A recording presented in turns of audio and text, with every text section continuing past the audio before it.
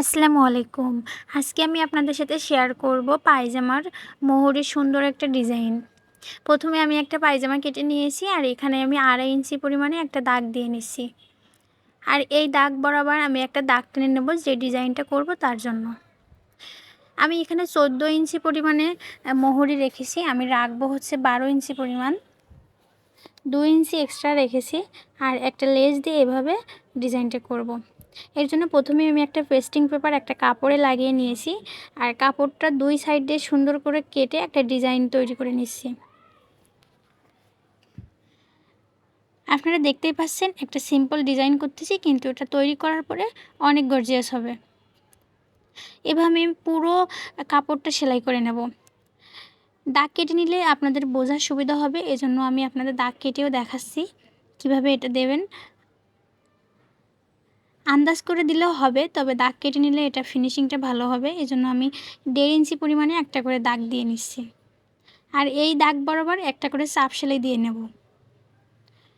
যে পুরো চাপ সেলাইটা আমি দিয়ে নিয়েছি এখানে। আর এই পেস্টিং পেপারটা যেহেতু তলায় দেখা যাচ্ছে, এজন্য একটা কাপড় নিয়ে নিলাম। এই কাপড়টা দিয়ে আমি পেস্টিং পেপারটা পুরোটা ঢেকে দেব। প্রথমে এবার নিচ দিয়ে সেলাই করে নিচ্ছি।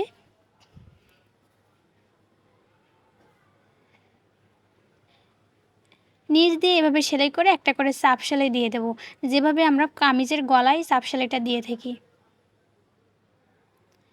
চাপ সেলাইটা দিয়ে নিয়েছি, এবার জাস্ট ভেঙে আমি এটা ভাঁজ করে নেব। সুন্দর মতো করে ভাঁজ করে নিচ্ছি। আর এটা ভাঁজ করার পরে আমরা আরও একটা সেলাই দিয়ে নেব, তবে নিচে নয়, এবার উপরে একটা সেলাই দিয়ে নেব এখান দিয়ে, যেন কোনোভাবে পেস্টিং পেপারটা না দেখা যায়। এখানে উপরে একটা করে সেলাই দিয়ে বাকি যে কাপড়টুকু ছিল সেটুকু কেটে ফেলছি।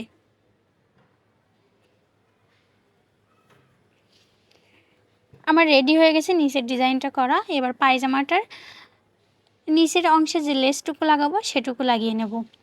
এভাবে উল্টো করে ধরে আমরা লেসটুকু লাগিয়ে নেব, তবে 1/2 ইঞ্চি পরিমাণে বা 2 সুতো পরিমাণে নিচে ফাঁকা রাখতে হবে, যেন কাপড় কাটতে আমাদের সুবিধা হয়। লেসটা লাগিয়ে নিলাম। এবার গলার যখন আমরা কাপড় উল্টে দেই যেভাবে কেটে নেই, সেভাবে কুচি করে কেটে নিলাম। কুচি করে কেটে নিয়ে এবার জাস্ট একটা চাপ সেলাই দিয়ে নেব। হয়ে গেছে। এবার আমার ডিজাইনটা বসানোর পালা।